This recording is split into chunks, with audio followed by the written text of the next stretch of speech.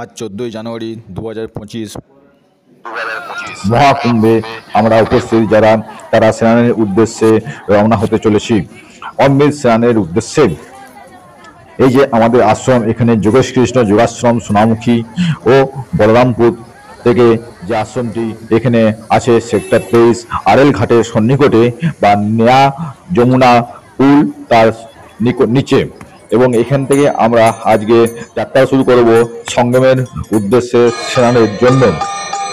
এই সেই অমৃত স্নানের শোভাযাত্রা দেখতে পাচ্ছেন কি প্রচণ্ড ভিড় এবং মানুষজন কত উৎসাহী হয়ে আমরা বেরিয়ে পড়েছি স্নানের উদ্দেশ্যে। এখানে মহারাজের ছবিটি নিয়ে আমরা প্রসেশন করে এবং সম্মিলিতভাবে স্নানের উদ্দেশ্যে যাব। আজকে সেই মহান দিন যার অপেক্ষায় আমরা এসে উপস্থিত হয়েছি প্রয়াগরাজে। এখানে আশ্রম থেকে আমরা যারা শ্রদ্ধালু ব্যক্তিগণ আছি তারা চলেছি সঙ্গমে, নদীর সঙ্গমে, যেখানে স্নান করলে নাকি অমৃত লাভ হয়। কি অমৃত লাভ হয়, পূর্ণ হয়, কতটা হয় সে তো চোখে দেখা যাবে না, কিন্তু মনের একটা আনন্দ অবশ্যই লাভ হচ্ছে, তা বলার অপেক্ষা রাখে না।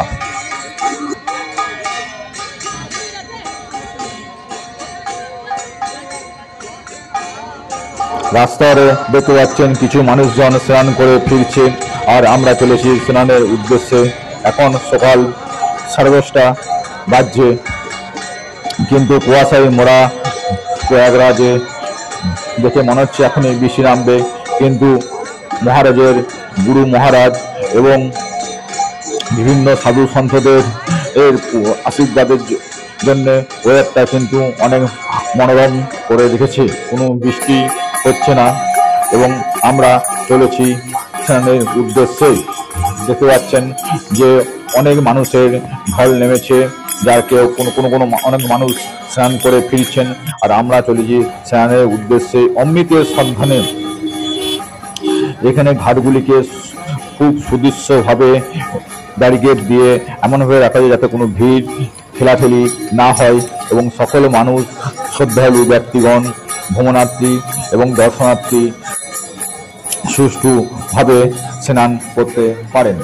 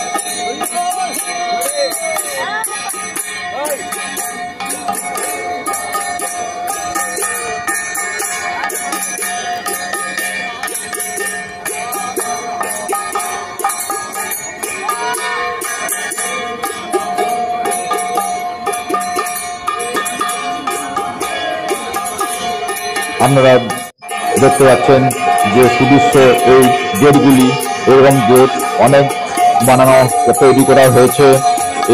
সেই আরেল ঘাট সন্নিকটে আমরা ঘাটের কাছে আমরা স্নান করব, এবং এইখানে ঘাটগুলি সুন্দরভাবে টেম্পোরারি তৈরি করা হয়েছে কিছু, এবং এখানে যাতে কোনো মানুষ পিছলে না পড়ে যায় সেজন্য বালির বস্তা দিয়ে ঘাটগুলি তৈরি করা হয়েছে, এবং এর দূরবর্তী স্থানে দেখতে পাচ্ছেন সিমেন্টের পাকা সিঁড়িও আছে। এর থেকে ঘাটগুলি কিন্তু অনেক দূরে, এবং আমরা প্রায় 1 কিলোমিটার উপরে চলে এসেছি। আমরা আর একটু হাঁটবো, তারপর আমরা স্নান করব। এবং এখানে যে ঘাটটি আছে আমরা স্নান করার জন্য যাচ্ছি, সেটি একটি পাকা ঘাট আছে, সিমেন্টের বাঁধাই করা, এবং তার নিচে অবশ্য বালির বস্ত্র দেওয়া আছে, কিন্তু ওইখানে জায়গাটা অনেকটা বড়। আমরা সেই উদ্দেশ্যে হেঁটে চলেছি।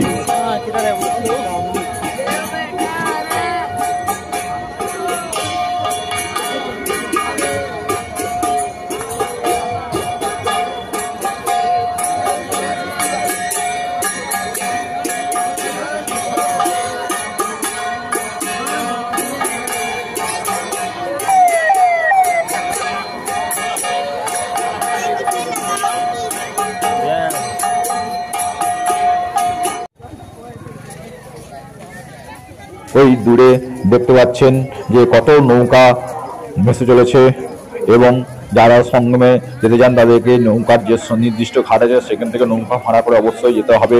কিন্তু বাঁধের মাঝে স্নান করলে এবং বাঁধের পাড়ে স্নান করলেও একই পূর্ণ হবে, সেই হেতু আমরা আর ওই দূর ভিড় ভাট্টা নৌকায় চেপে ওই দিকে যাচ্ছি না, আমরা আড়াল ঘাটেই এই স্নান করব। তো এখানে দেখতে পাচ্ছেন বিভিন্ন নিউজ চ্যানেলের ক্যামেরা নিয়ে বসে আছেন এবং ওনারা আমাদের ভিডিও করছেন, এবং যে সমস্ত বড় বড় গেটগুলো দেখতে পাচ্ছেন ওগুলো কিন্তু টেম্পোরারি বানানো হলেও, এবং গেটগুলো দেখতে সুদৃশ্য গেট।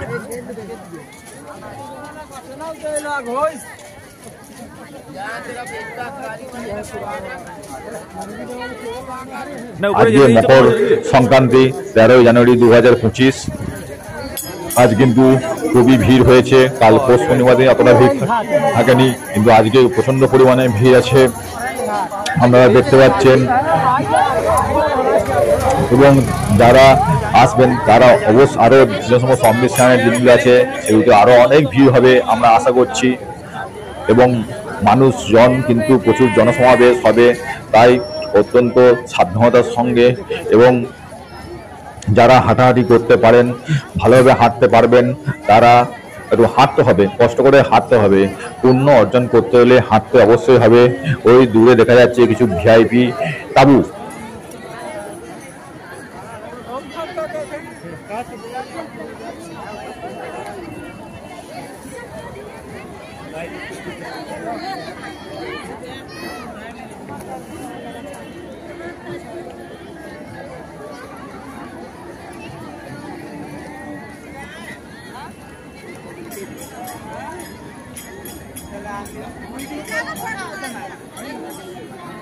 वैसे नहीं आएगा तो टेपर करके जीते।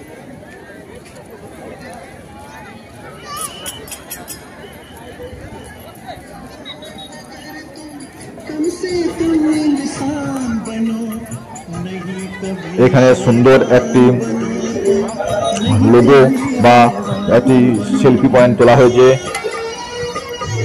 এবং দেখছেন একটি বাচ্চা কি বাসের উপর দিয়ে দড়ির উপর দিয়ে তারা খেলা দেখাচ্ছে। প্রচুর ভিড়, বিভিন্ন জায়গায় মাইক বাজছে এবং বাচ্চাদের খেলারও বিভিন্ন ব্যবস্থা করা হয়েছে। দেখতে পাচ্ছেন যে সিকিউরিটি প্যাট্রোলিং গাড়ি গেল, সিসিটিভি ক্যামেরা উপরে লাগানো ছিল।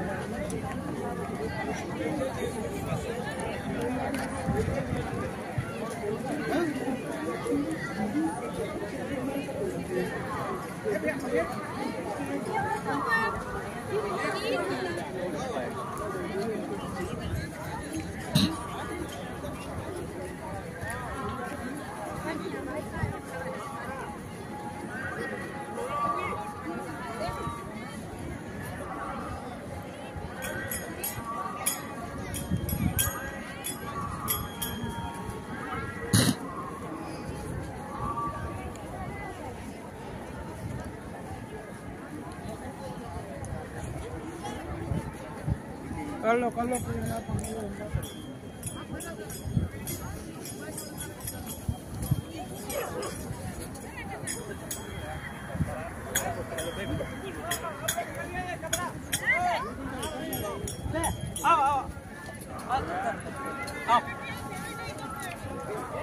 কিছু কিছু ব্যক্তি দেখতে পাবেন এই হলদে টুপি পরে যারা ঘুরে বেড়াচ্ছেন, এই টুপিগুলি কিন্তু ওরা কিনেনি, এগুলি ফিনলেক্স পাইপ এবং এই কোম্পানি থেকে টুপিগুলি দেওয়া হচ্ছে। যাকে বলে টুপিরও ভান্ডারা চলছে এখানে, সঙ্গে বয়স্কদের লাঠিও দেওয়া হচ্ছে, পাইপটাকে বাঁকিয়ে লাঠির ছাতা ডান্ডির মতন করা হয়েছে সেগুলি। ওইখানে দেখছেন কিছু মানুষ জড়ো হয়েছে, একত্রিত হয়ে কোনো সমাবেশ করেছে হয়তো ওখানটাতে ওরা।